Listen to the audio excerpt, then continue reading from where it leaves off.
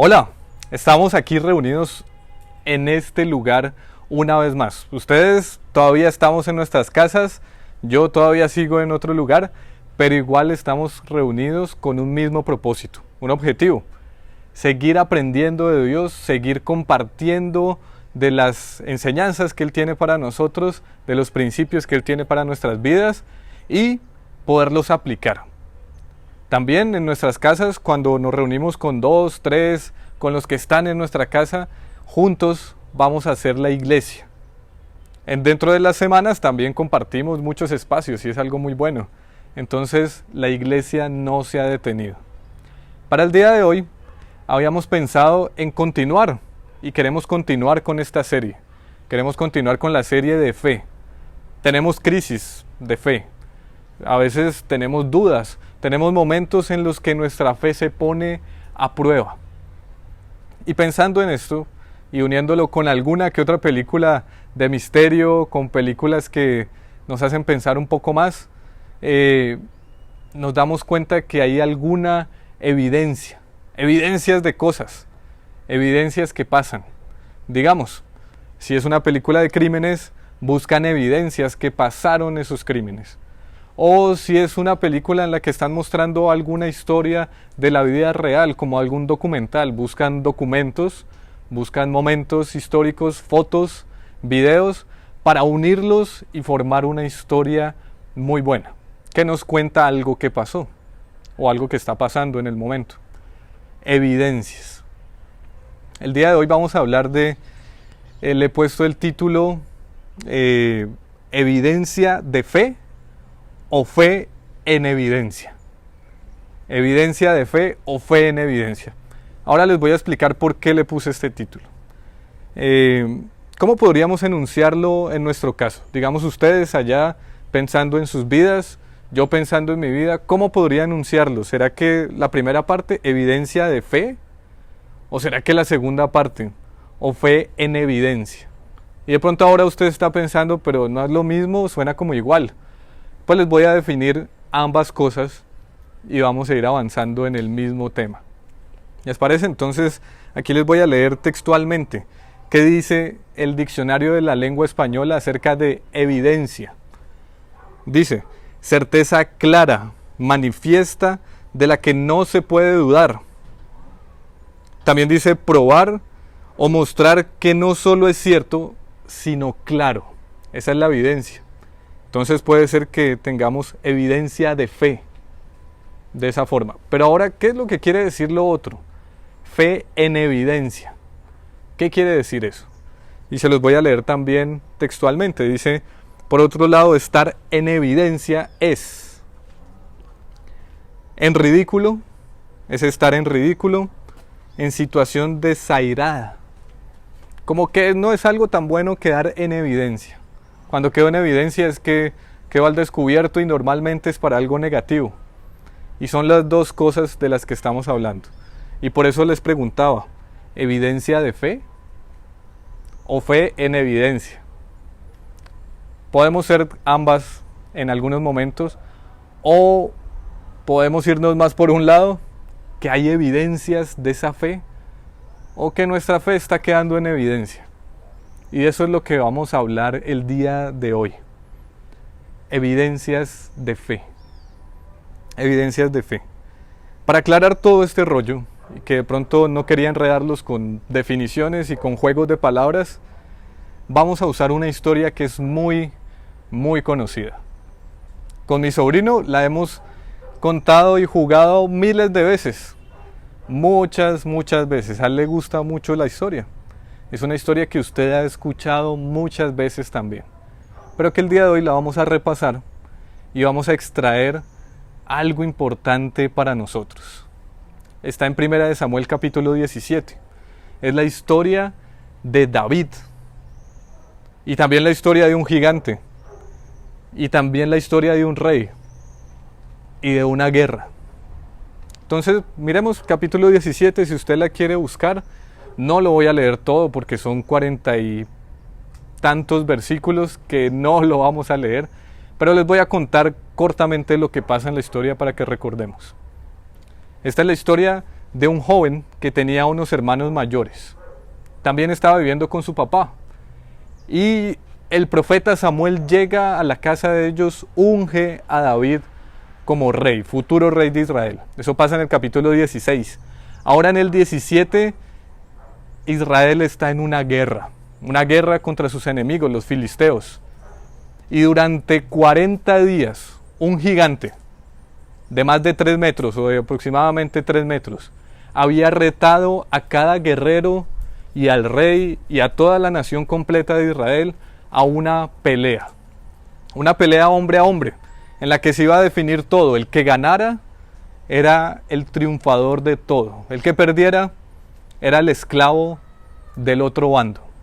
Eran las dos opciones, y durante 40 días, cada día, este gigante de 3 metros les decía lo mismo: cobardes, ustedes no lo pueden hacer. ¿Por qué no se enfrentan conmigo? El que pierda, ustedes ya saben qué pasa. Si me ganan, les va a ir muy bien. Y lo hizo durante 40 días. Saúl y sus mejores guerreros, ninguno quería enfrentarse contra alguien de 3 metros, y no lo hicieron. David, mientras tanto, estaba cuidando ovejas, y su padre lo envía a llevarle la lonchera a sus hermanos que estaban en la pelea, los 3 hermanos mayores. Cuando llega David, entrega la lonchera, pregunta qué está pasando, le cuentan lo del gigante, y él inmediatamente dice: ¿dónde está el gigante? Lo quiero ver. Mira al gigante y dice: pero ¿quién es este para venir a hablar así de Dios, de su pueblo, de todos nosotros? Así que él dice: yo puedo pelear contra él, yo podría hacerlo. El rey lo manda a llamar, tienen una conversación. El rey no le cree realmente, el rey Saúl no le cree que pueda hacerlo. Lo ve un muchacho muy joven que no tiene ninguna experiencia de pelea, y le dice: usted no es capaz de hacer eso. Pero después de una charla y una evidencia de fe de David, logran llegar a algo. Y el rey le dice: bueno, está bien, si quieres, ve y pelea entonces, pero llévate mi armadura. David se la pone, le queda muy pesada, dice: no, yo con esto no me puedo mover, más bien yo peleo como es mi costumbre, como he estado acostumbrado a estar tal cual como estoy, y tengo unas armas especiales, un palo, una honda, y escogió unas cuantas piedras, y con eso enfrentó al gigante. Ustedes saben el resto de historia. David, con mucha fe, le dice que lo va a vencer, y que después todo el mundo va a ser testigo de lo que va a pasar. Con la honda tira la piedra, vence al gigante. Esa es la historia. Ahora veamos lo que podemos sacar de esa historia. Miremoslo así. Primero,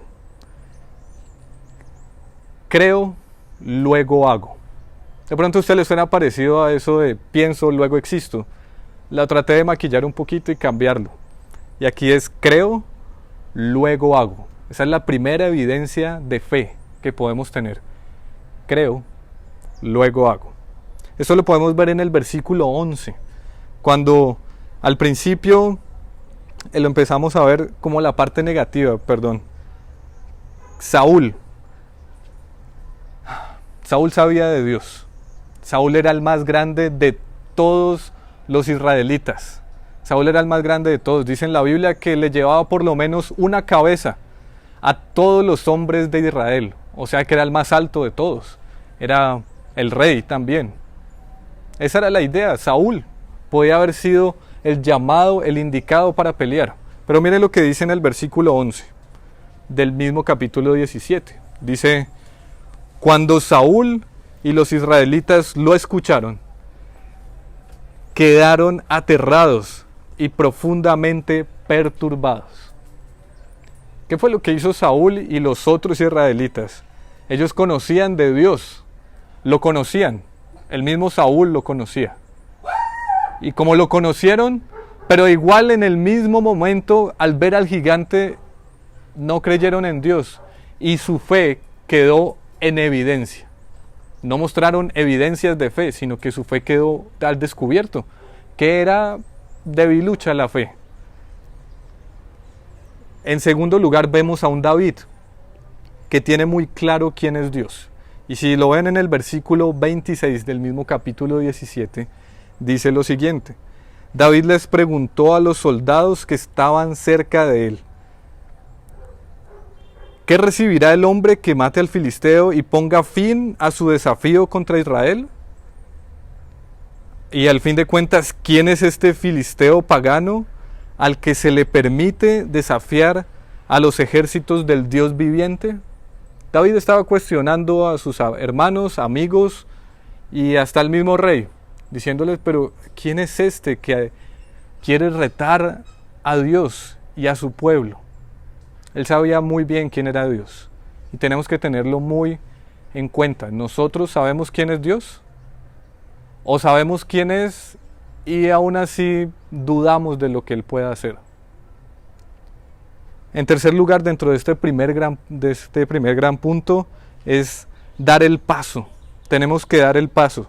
Si confiamos en Dios, esos pasos serán firmes. En el versículo 32 dice así, del mismo capítulo 17: no se preocupe por ese filisteo, le dijo David a Saúl, yo iré a pelear contra él.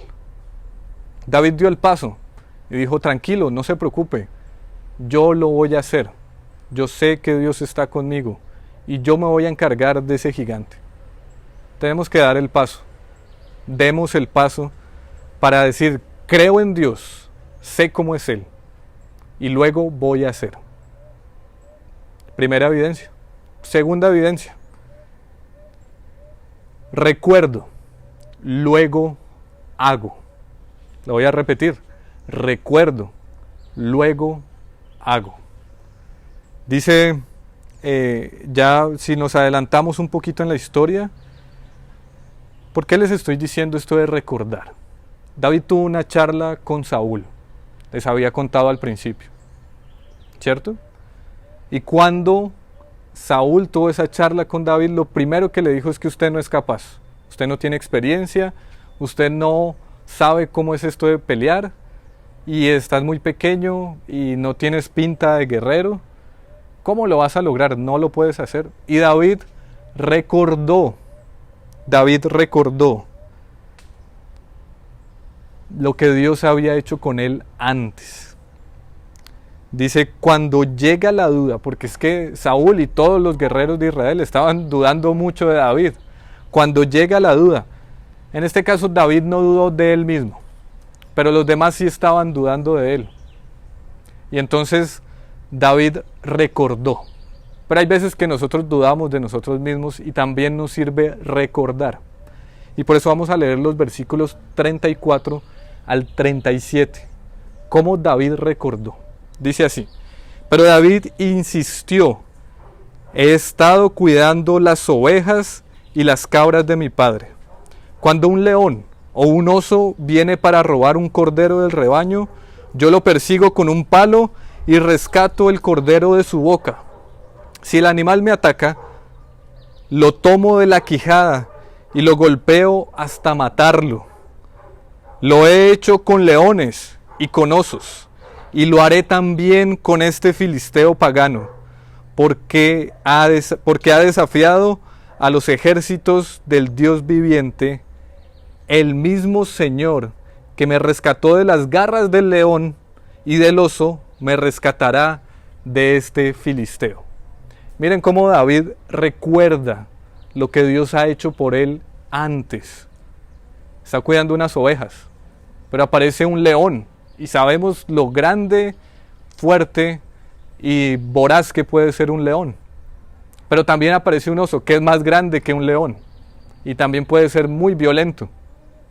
Y David, con la ayuda de Dios, pudo vencer tanto al león como al oso. Ahora lo puede poner a prueba también y decir: como lo hice, como Dios me permitió que lo hiciera con el león y con el oso, no va a ser diferente con este filisteo. Lo vamos a vencer. David recuerda. Después de que recuerda, el rey Saúl le dice: bueno, está bien, peleé con él, me convenciste, porque hubo memoria de lo que Dios hace por nosotros. Muchas veces se nos olvida lo que Dios hace, y cuando se nos olvida, perdemos el foco, Y también decimos, ¿y ahora cómo voy a afrontar esta dificultad? Bueno, Dios lo hace, lo ha hecho conmigo antes, lo va a volver a hacer. Si Dios lo hizo con esa persona, también lo puede hacer conmigo. Recordamos. En segundo lugar de este gran punto es dar testimonio. No solo me impulsa a mí, sino también a otros. La parte B de este versículo 37, de este último versículo 37, no lo leímos ahora. Y permítame se lo leo, porque sale de ahí el siguiente punto. De dar testimonio no solo me impulsa a mí, sino a otros. Dice, así que Saúl por fin accedió. Está bien, adelante, y que el Señor esté contigo. Contagió de fe a Saúl, a pesar de que él estaba acobardado, de que había dudado que Dios lo podía haber usado a él, que era un guerrero experimentado, más alto que todos. A este pequeño David en el momento le sirvió escucharlo a este pequeño David para decir, es verdad, Dios lo puede hacer, entonces ve y que Dios esté contigo. Contagiamos a otras personas de nuestra fe cuando recordamos y contamos nuestro testimonio. Una táctica, esta es una frase que leí de un predicador africano, se llama T.B. Joshua, y me gustó esta frase y dice, una táctica de Satanás es hacer que nos olvidemos de la bondad de Dios y lo que nos ha dado, y que nos enfoquemos en lo que tenemos, en lo que no tenemos, pidiéndole a Dios eso que nos, que nos falta solamente, y así dudando de Él. Cuando nos enfocamos solo en esa dificultad, solo en lo que nos falta, solo en eso que nos hace falta, perdemos el foco y nos olvidamos de lo bueno que ha sido Dios y de las muchas cosas que Él ha hecho por nosotros. En tercer y último lugar, tenemos otro punto. Y dice, represento, luego hago. Represento, luego hago.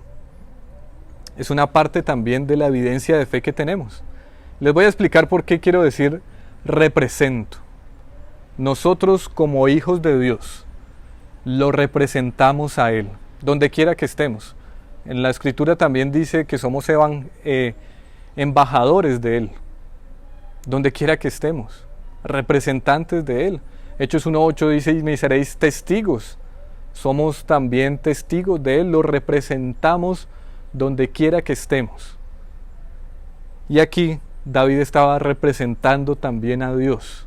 A los otros se les había olvidado que eran el pueblo de Dios, pero a David no se le olvidó y estaba representando a Dios. Dice así, en el versículo, en el versículo 45 y 46, hasta el 47 ahorita lo vamos a leer, pero déjenme y les digo dos ideas corticas antes de eso. Dice, no es por adornos humanos, es por quien represento. Recuerden que a David le habían puesto la armadura y él prefirió quitársela porque no eran los adornos, la protección que iba a recibir de una lata lo que le iba a dar la victoria, sino que era el mismo Dios el que lo iba a hacer.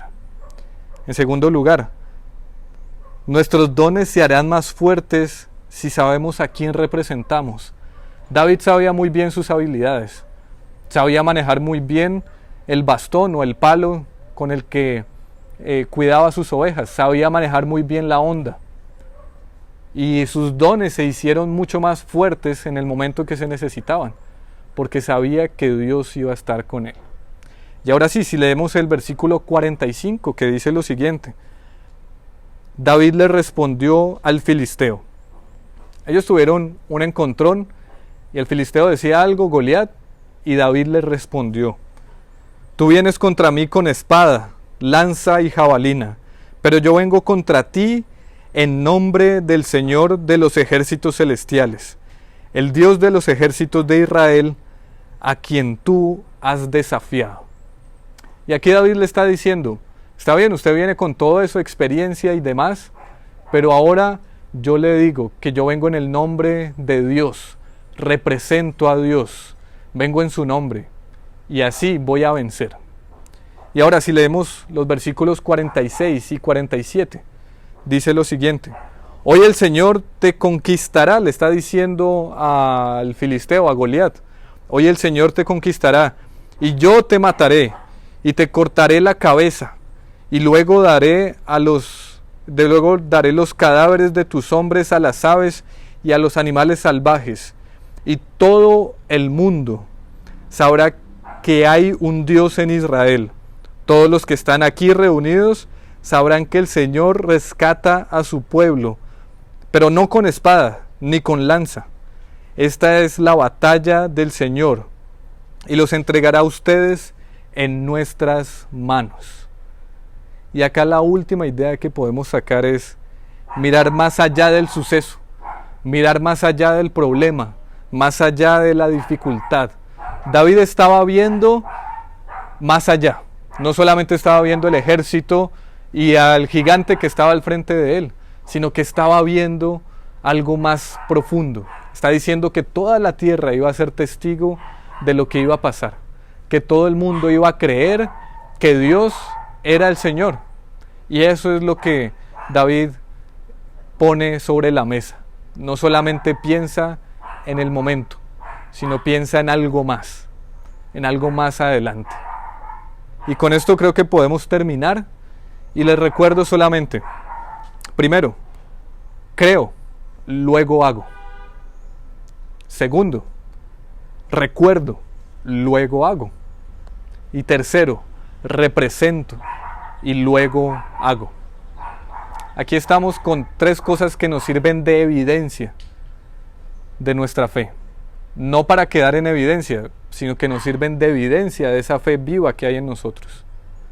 Y le quiero invitar a que oremos juntos en este tiempo que tenemos, para que no nos centremos en nuestras dificultades, sino que también le podamos sacar provecho, que pensemos más allá, que también podamos ser capaces de ser representantes de Dios, pero también que recordemos lo que Él ha hecho por nosotros, y que también podamos ser capaces de creerle a Él, para después poner en acción nuestra fe.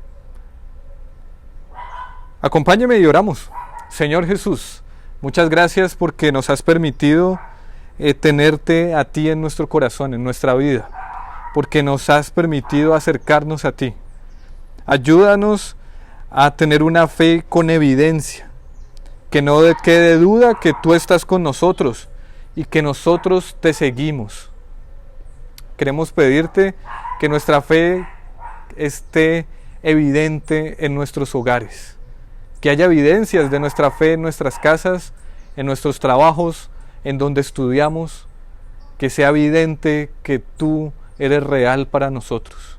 Te lo quiero pedir en el nombre de Jesús, y oro por cada una de las familias y miembros de cada familia, para que su fe brote y sea evidente donde quiera que estén. Gracias, Señor. Oramos en tu nombre. Amén y amén. Bueno, esto es todo lo que tenía por ahora. Que Dios los bendiga. Recuerden que se pueden suscribir al canal de YouTube, que se pueden también darle like al video, o también a los otros canales de información, Facebook, en nuestras redes sociales, Instagram como G-Troopers. Búsquenos y va a tener mucho más cerca, más fácil la información, y va a poder repasar también alguno que otro mensaje que Dios le ha hablado.